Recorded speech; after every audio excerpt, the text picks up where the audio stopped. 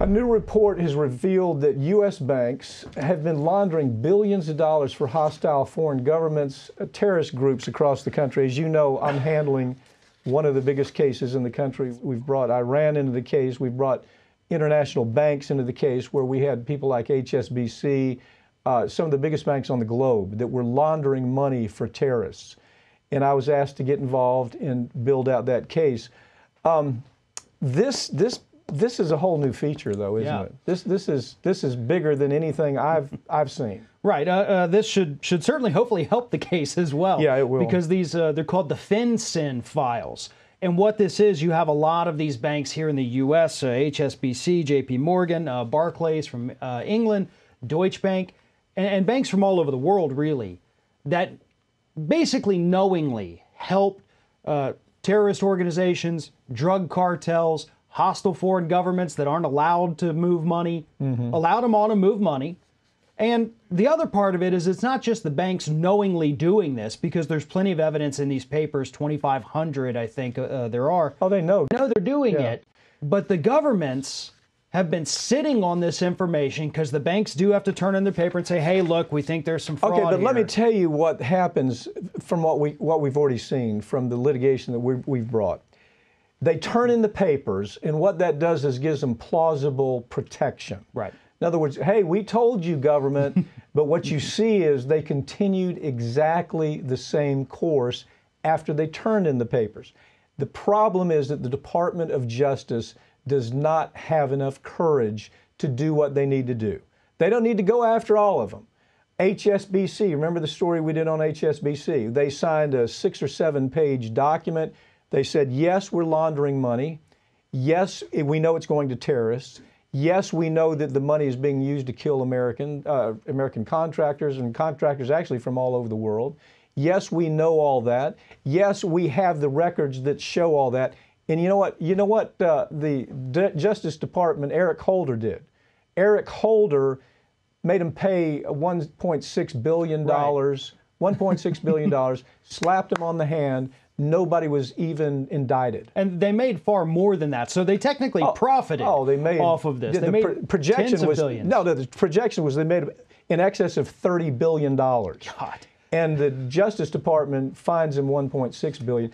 Where does this go, Farron? Hopefully, well, unfortunately, let me tell you where it goes. It goes nowhere right now because the public doesn't seem to care. They don't seem to understand that their bank, because a lot of people have regular accounts at these banks. Your bank, you have your mortgage through them, you have a checking account with them. They are helping these criminals, deadly traffickers, human traffickers, drug cartels, terrorists, oligarchs from Russia that are trying to hide money and trying to move it into the Western economy because right now they're suspended in being able to do that. Well, and the reason the public isn't knowing about this story is because you tune to MSNBC or Fox or CNN right now, you're going to see commercials for big banks. You open up any newspaper in this country, there's going to be advertisements for banks. Yeah. These banks are huge spenders in corporate media. They're going to do what they can to downplay this. The blame will be shifted probably to the government rather than the banks. The banks will say, as you said, look, we pointed it out. We don't know why the government didn't do it. All we had to do, yeah. But this spanned the papers that they got a hold of, not all the papers, but just the ones they got a hold of, 4 administrations, Clinton, Bush, Obama, and Trump. It was going happened under all of them. During all of them. Every one of them. Johnson & Johnson has reserved almost $4 billion to settle tens of thousands of lawsuits over cancer-causing baby powder. Attorney Steve Longo joins me to talk about this. Steve, your reaction's the same as mine. $4 billion is not enough. People are dropping like flies from ovarian cancer that this company knew about. They've been punished so many times in lawsuits. It's almost like they're running into the wall, bashing their head up against the wall, thinking something's going to change. Nothing's going to change. These facts don't change. This is a company that screwed up major, and they know it. Exactly. Talk about the facts. They've known since the 70s. Internal documents have shown that the presence of asbestos was in their talcum powder.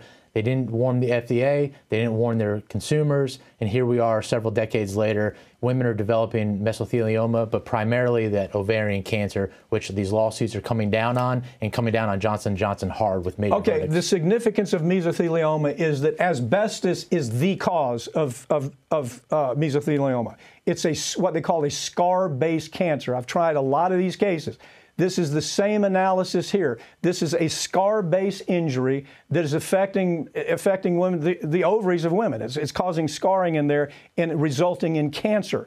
Now, they've known they had asbestos in their talc for a long time. True? Absolutely. Yes, sir.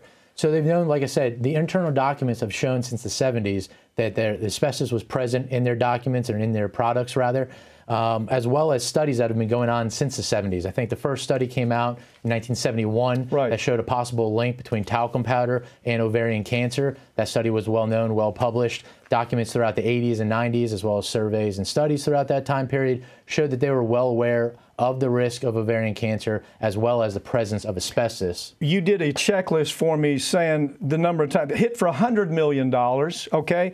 Hit for $30 million. Hit for $4.6 billion. Hit for $25 million. Hit for $37 million. Hit for $417 million. Hit for $110 million. The company... Here's what's happening. I promise you.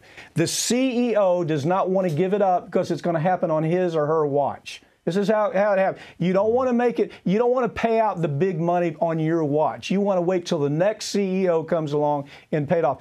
There's a real ugly story to this side. You know what it is? It is that Wall Street is controlling lawyers who take money from Wall Street. They get loans from organizations like Fortress and, you know, the big hedge funds. They're taking money from those people to where they can't settle the cases. So it's both sides. It's Johnson & Johnson and some of these lawyers who are moneyed up from Wall Street, which should never happen with a plaintiff's lawyer. What's your take on that? Well, the dam is going to break. We know that last year Johnson & Johnson made some significant moves. We talked about the $100 million that they set aside to deal with women and 1,000 lawsuits approximately where asbestos was found there. They've also set aside through their financial documents the $4 billion that you talked about earlier, and they removed the baby powder with talc entirely from the market back in May of 2022. But what happens when Wall Street tells a claimant's lawyer, okay, you've got 1,000 cases, you have to hold out for more money, even though it's a good settlement? That means Wall Street, here's what I'd recommend. People need to ask their lawyer, are you taking money from Wall Street? You as a claimant's lawyer, are you taking money from Wall Street? Because if you are, it's Wall Street making the decisions about whether you should settle the cases or not. These cases should be settled. The trials, one trial after another, they've been hammered.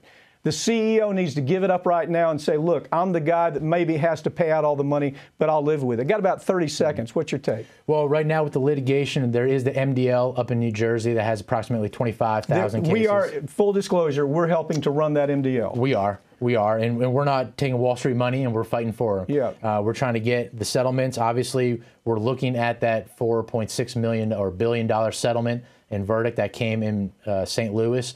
The final appeal of that hasn't been determined yet, but that's definitely a governing factor. Right now, the judge in the MDL has issued us, as well as the opposing side, to go and select the bellwether cases. I think that's really going to start getting some traction. What that means, choose the case that you want to go to trial with. When that happens, things start moving. Absolutely. This company can't take many more hits. The CEO in charge right now needs to make a very important decision. Do I want this company to stay alive? Or do I want to be the CEO who puts an end to Johnson & Johnson because I'm worried about my exit package? That's what's at stake here. Thank you for joining me, Steve. Thank you, sir.